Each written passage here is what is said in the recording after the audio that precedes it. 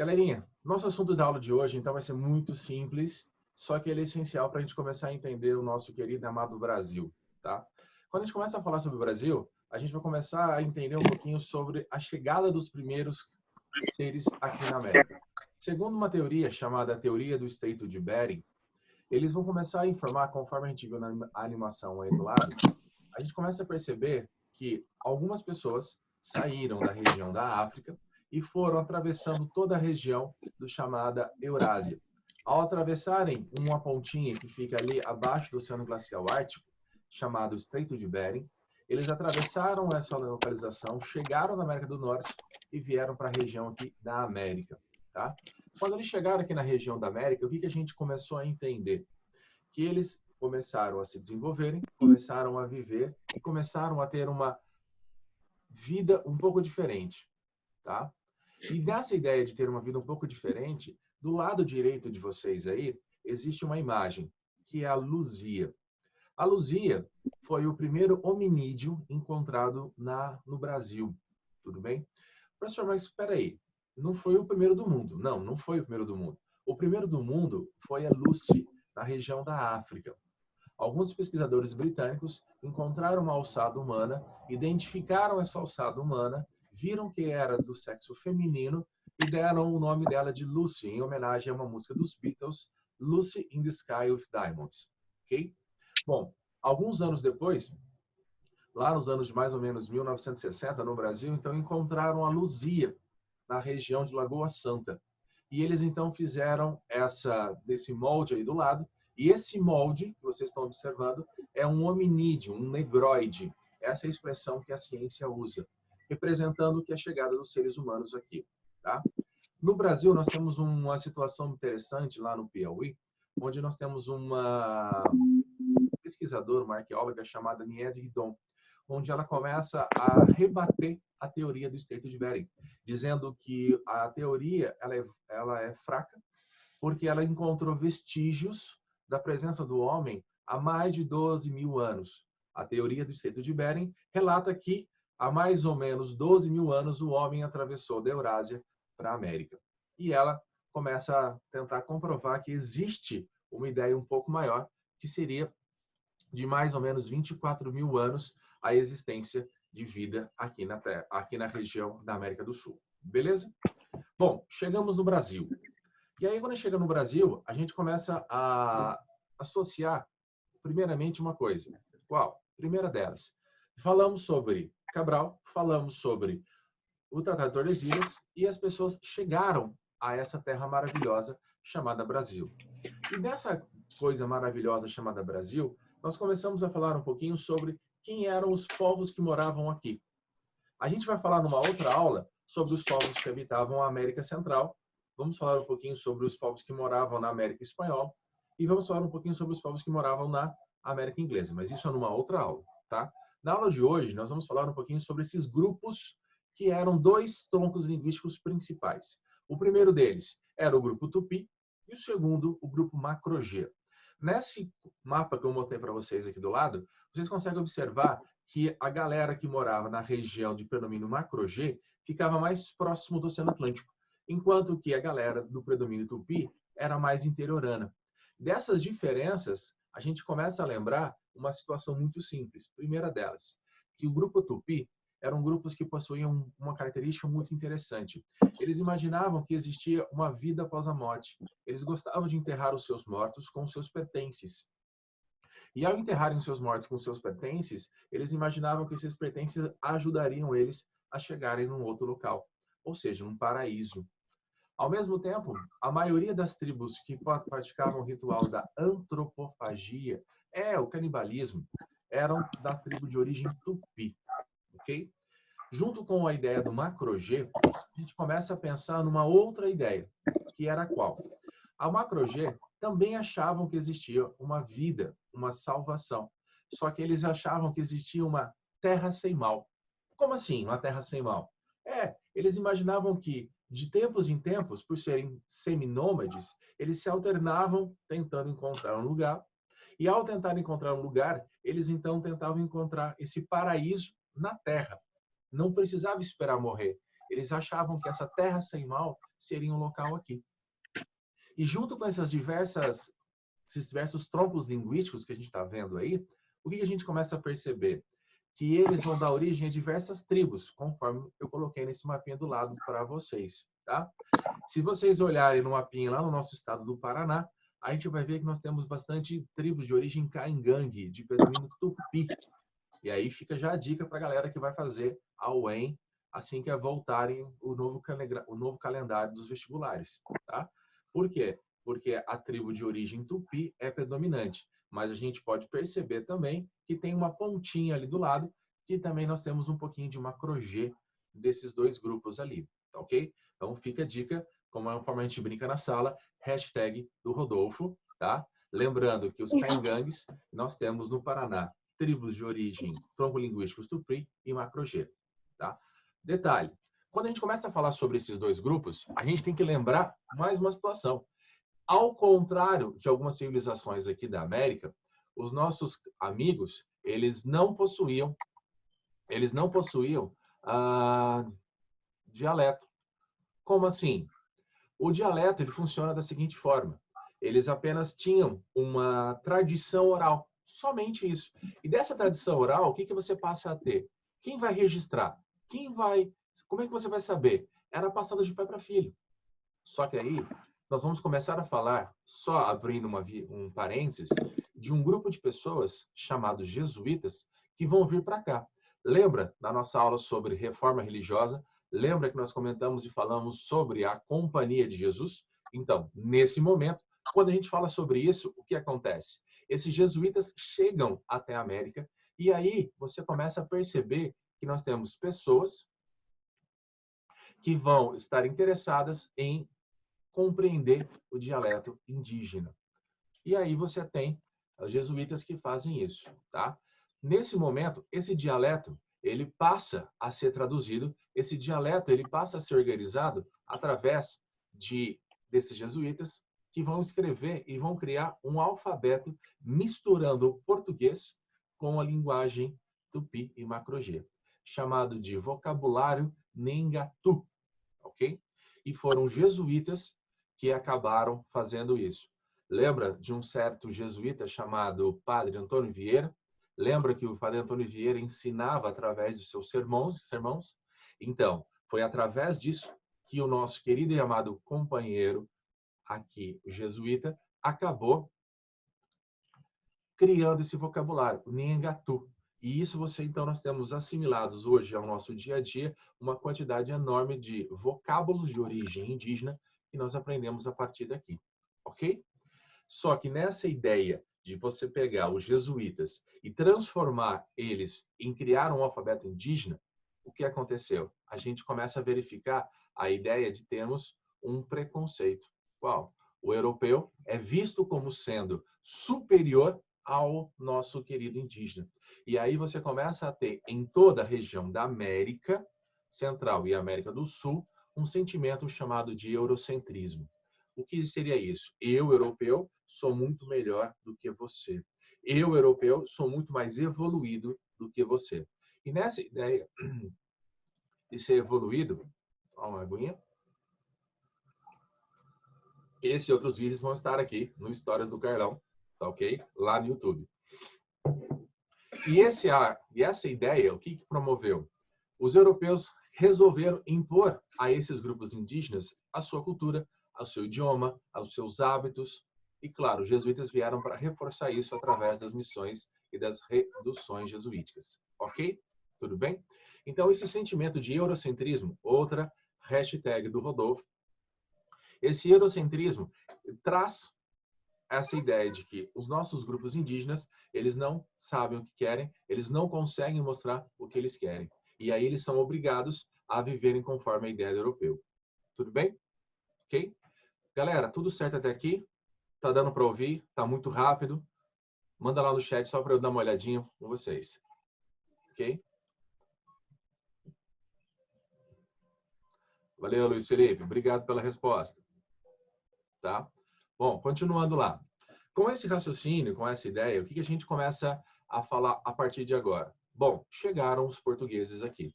Só que no momento de 1500 a 1530, Vamos só dar uma olhadinha no chat.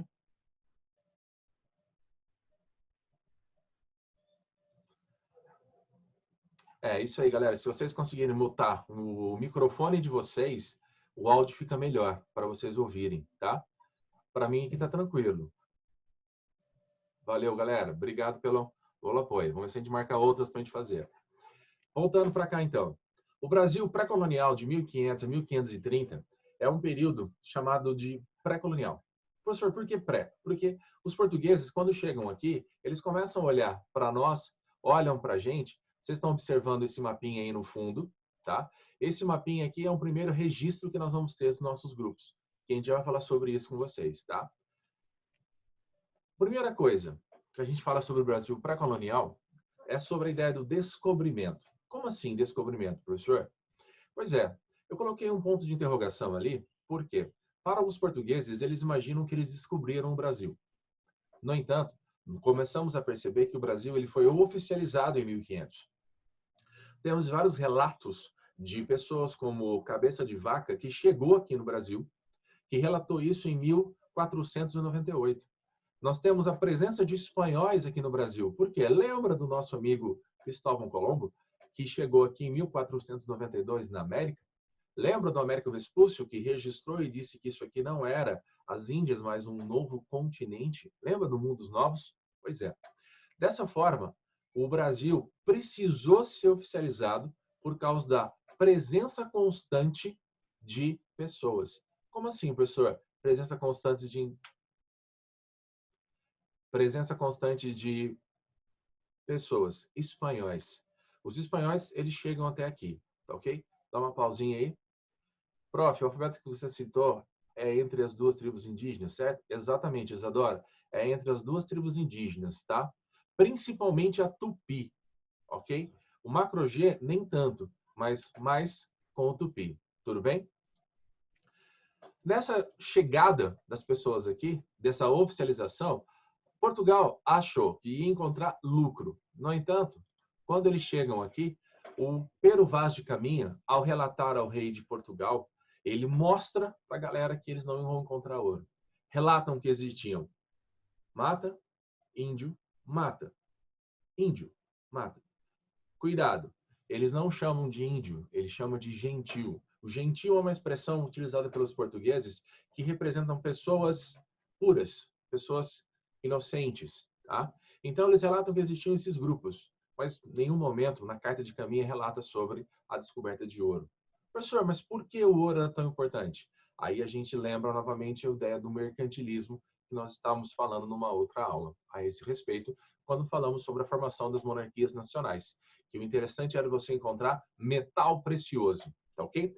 Dentro dessa história do metal precioso, já que eles não encontraram ouro e prata aqui, eles meio que deixaram o Brasil de lado. Apenas mostraram para o mundo que o Brasil existia. E dessa história de ter mostrado para o Brasil, para o mundo, que o Brasil existia, vale lembrar que o Brasil é um nome que veio posterior. Primeiramente foi Terra de Santa Cruz, Terra de Veracruz, Pindorama, até a gente chegar nessa ideia que será a Terra Brasilis, ou seja, o Brasil.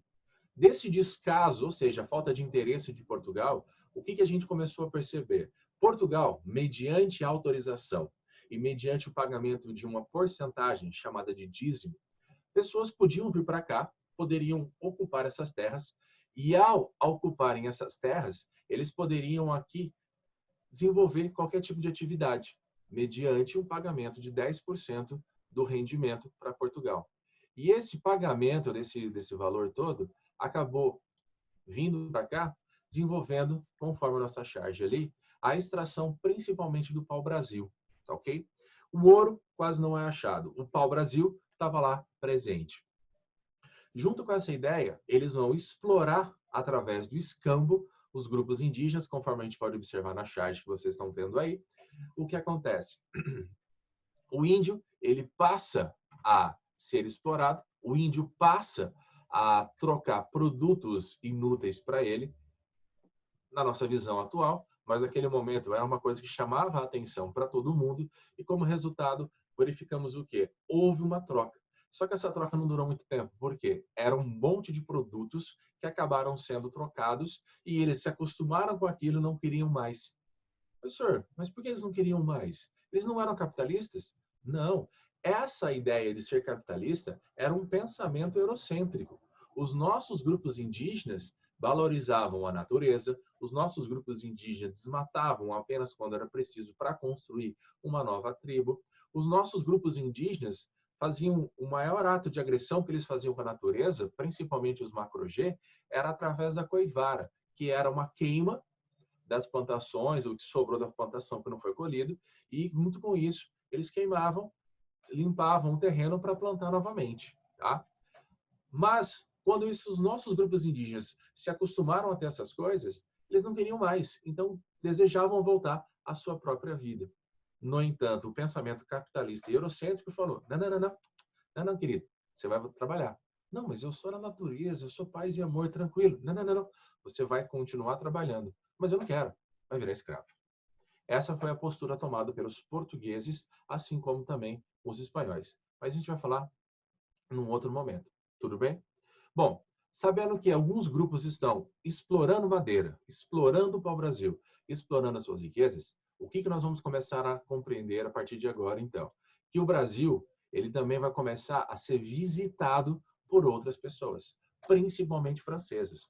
O rei Carlos I da França, ele disse para o Papa, desculpa, ele disse para o Papa, Papa, onde no Testamento de Adão diz que o Novo Mundo deve pertencer apenas a Portugal e Espanha. Nesse momento, o Brasil começa então a receber visitas de franceses. Nesse momento também, nós vamos começar a perceber que ingleses andam pelo Oceano Atlântico praticando atos de corsários. Começamos a ver então que o Brasil precisava do quê? De proteção. E nessa ideia de ter proteção, o que a gente vai começar a entender a partir de agora? Se fez necessário no Brasil criar expedições para proteger nosso território. E essas expedições acabaram sendo chamadas de expedições de reconhecimento e de guarda-costa. Duarte Coelho vai ser um dos primeiros portugueses que vai fazer o reconhecimento do Brasil. Nessa imagem no fundo do slide, é um dos primeiros mapas que representam mais ou menos a característica do Brasil, tá? E junto com essa ideia de reconhecimento, eles acabaram pedindo que enviassem para proteger a nossa costa brasileira vários navios contra as ameaças francesas e de outros países. O rei de Portugal enviou vários navios, 2. Então nós temos um litoral imenso e desse litoral imenso você passa a ter o quê? Uma proteção de 2 navios de guerra para protegermos contra as ameaças estrangeiras. Claro que não foi suficiente. A presença de imigrantes aqui, de outros estrangeiros, desculpe, era muito forte, tá? Mas vamos lá, estamos lutando, estamos resolvendo. Para resolver isso, o que aconteceu? O rei de Portugal percebeu que sua principal fonte de lucro acontecia onde? Lá no comércio de especiarias, lá no continente africano e asiático. Mas, sabendo agora que nós temos diversas rotas marítimas, sabendo que nós temos diversas rotas comerciais, o que vai começar a acontecer a partir de agora? Portugal começou a verificar que aquele lucro que ela tinha de 6.000% quando chegou em Calicut, nas Índias, não era mais tão interessante assim, porque outros países já estavam realizando o comércio. E ao realizarem, pegarem esses produtos, trazerem as especiarias, você montou uma rota comercial gigantesca na Europa, a quantidade de dinheiro que Portugal e Espanha lucrava começou a decair. E aí eles começaram a pensar, como que a gente vai ganhar dinheiro? Como que nós vamos nos sustentar como uma poderosa nação? E nessa ideia de sustentar como uma poderosa nação, eles começaram a conversar, ouviram o rei e tiveram uma ideia. E essa ideia a gente já fala já para vocês, tá ok? Tem uma perguntinha aqui no chat, um momento. Não, é só o Giroto fazendo graça, ok? Mas, Giroto, tudo bom? Galera, o que Portugal vai fazer então, voltando para cá? Portugal, ela vai começar a pensar e falar, bom, precisamos mapear o Brasil oficialmente. Temos as instâncias, temos os cumprimentos. Foi contratado um português chamado Martim Afonso de Souza. Martim Afonso de Souza, ele chega até o Brasil, vai mapear todo o litoral do Brasil e, ao criar esse mapa, ele vai entregar para o rei de Portugal e falar, olha, o Brasil é deste tamanho. O rei de Portugal se junta com seus amigos, Portugal se junta com seus conselheiros e, a partir dali, a gente caminha para uma nova fase. Ó, lembra ali, olha a data, 1530, 1808. Tá? Professor, por que até 1808? 1808 é quando a família real portuguesa chega no Brasil fugindo da perseguição de Napoleão Bonaparte. Ok? De 1530 a 1808, o que aconteceu? O Brasil vai desenvolver as chamadas capitanias hereditárias. Conforme o mapinha que vocês estão observando aí do lado, o Brasil ele vai ser dividido em diversas partes. E essas partes todas, eu coloquei esse mapinha para vocês observarem quem são os chamados capitães donatários. Através de uma carta de doação, eles vão entregar esses territórios para que eles possam explorar. Cuidado. A carta de doação faz com que o território que pertence a Portugal seja doado para um capitão. E esse nobre que teve o direito de receber essa carta de doação, esse território, por exemplo, João de Barros e Aires de Cunha, tá? Fernando Álvares de Andrade, Jorge Figueiredo Correia, Vasco Fernandes Coutinho. Esses nobres que receberam esses territórios, eles vão... Fica sem dar aula, dá nisso. Eles passam a ter o direito de explorarem essas regiões, ok? Só que, claro, Portugal não é boba. Eu falei para vocês numa outra aula que Portugal precisava o quê? Ganhar dinheiro. Se Portugal precisava ganhar dinheiro, o que ele vai fazer a partir de agora, então? Portugal vai estabelecer, vocês têm essa terra, mas vocês têm obrigações comigo.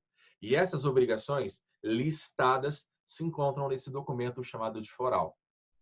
Por exemplo, eles têm que pagar um dízimo para a coroa portuguesa. Eles têm que povoar esses territórios. Eles têm que se ocupar dessa população toda. Ah, tá.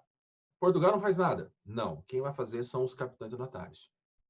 Vai dar certo? Vou adiantar. Não. Por quê? Vou explicar daqui a pouquinho para vocês. Aguardem aí, tá? Junto com o foral, então, ele vai estabelecer o que eles podem fazer. Explorar a terra, ocupar e as obrigações. 90% do lucro fica para eles, 10% para Portugal. E você tem que vir com todo o seu equipamento, você tem que vir com todas as suas riquezas, tá ok?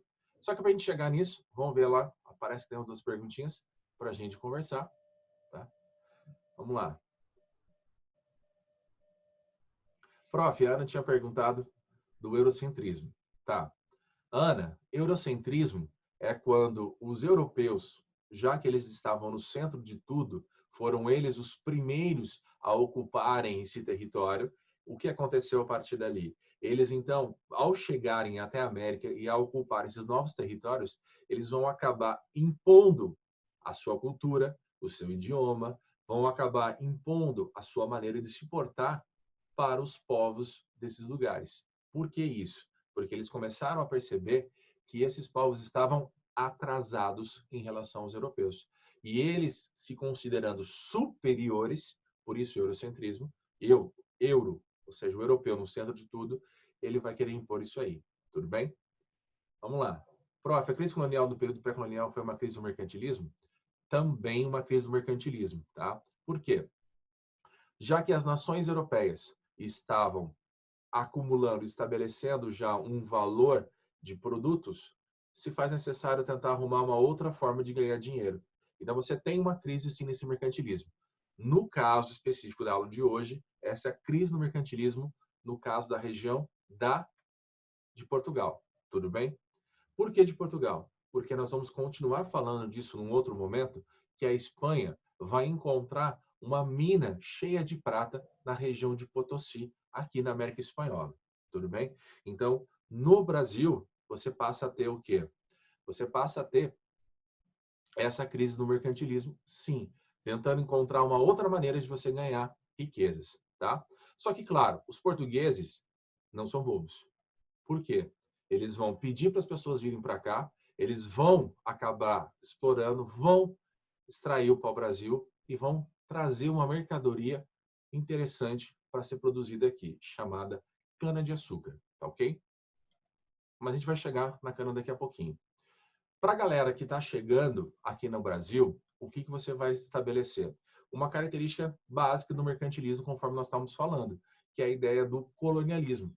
Você estabelecer a ideia do pacto colonial. Professor, o que era mesmo o pacto colonial? Você passa a ter, dentro do Brasil, uma situação em que o Brasil é a colônia, Portugal é a metrópole. A colônia, Portugal, Brasil, só vai poder comprar e vender mercadorias para sua metrópole, Portugal. E isso é uma forma delas enriquecerem o seu dinheiro, ok? Professor, essa charge diz lá, quem foi que disse que as capitanias seriam um sucesso?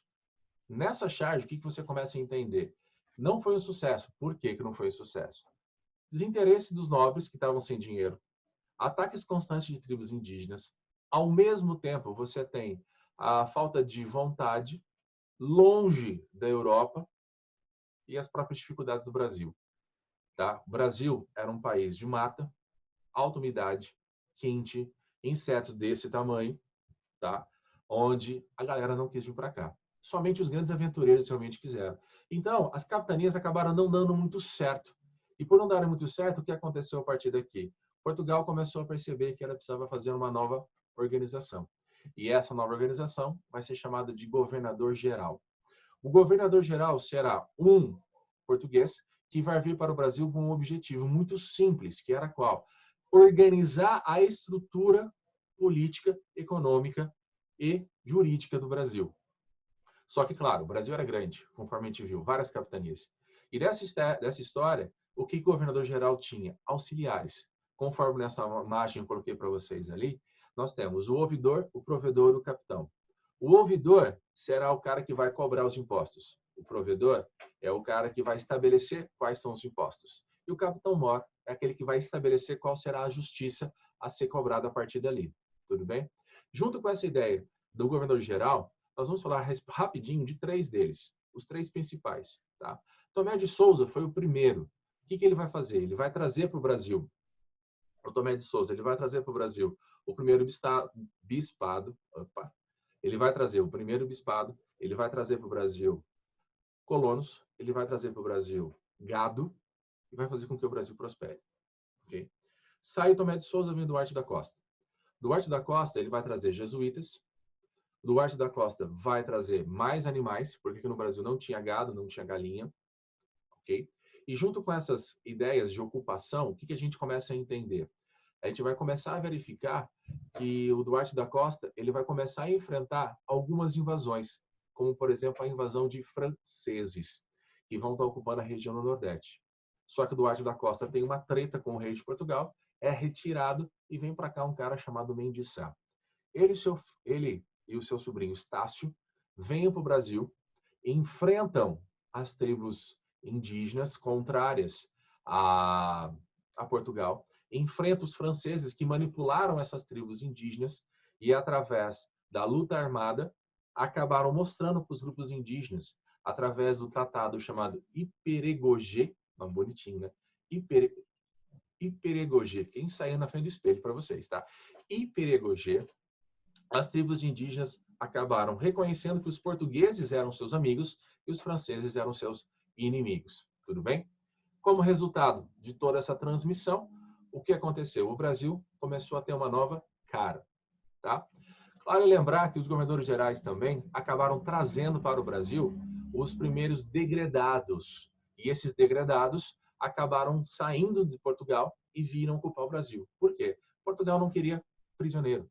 Tinha um monte de gente ociosa dentro das prisões. Traz para o Brasil. Lá tem bastante espaço para essa galera se desenvolver. E o Brasil se organizou a partir dali. Tudo bem? Certinho? Galera, a nossa aula vai até aqui hoje, tá? Vamos lá rapidinho, nós temos ainda 1 minuto e meio antes que se encerre a nossa chamada. Manda mensagem no chat que a gente vai vendo ali, tá? Prof, o provedor faz o que mesmo? O provedor é aquele que vai estabelecer quais são as leis dos impostos a serem pagos, ok? O capitão, o que o capitão faz? O capitão, ele é o responsável pela justiça. Como assim? É ele que vai executar aquilo que foi estabelecido. Tudo bem? Ou seja, é como se fosse um policial de alta patente, tá? Fala, Mari. Prova, você pode repetir sobre o ouvidor, capitão? Então, novamente, o ouvidor-mor, aquele que cobra os impostos, o provedor-mor, aquele que cria as leis e os impostos, e o capitão-mor é aquele que pratica a justiça, tá? Podemos estabelecer até que o capitão poderia ser um juiz, tudo bem? Professor, se o provedor definir uma lei e o governador-geral não gostar, pode mudar? Sim, Luiz Felipe, ele pode mudar, porque o governador-geral, ele relacionou essas pessoas para auxiliarem. Em cada capitania, você tem um ouvidor-mor, um provedor-mor e um capitão-mor. Tudo bem? Galera, tá acabando nosso tempo. Obrigado por estarem aqui juntos. Qualquer dúvida, manda lá no direct para nós. Tudo bem?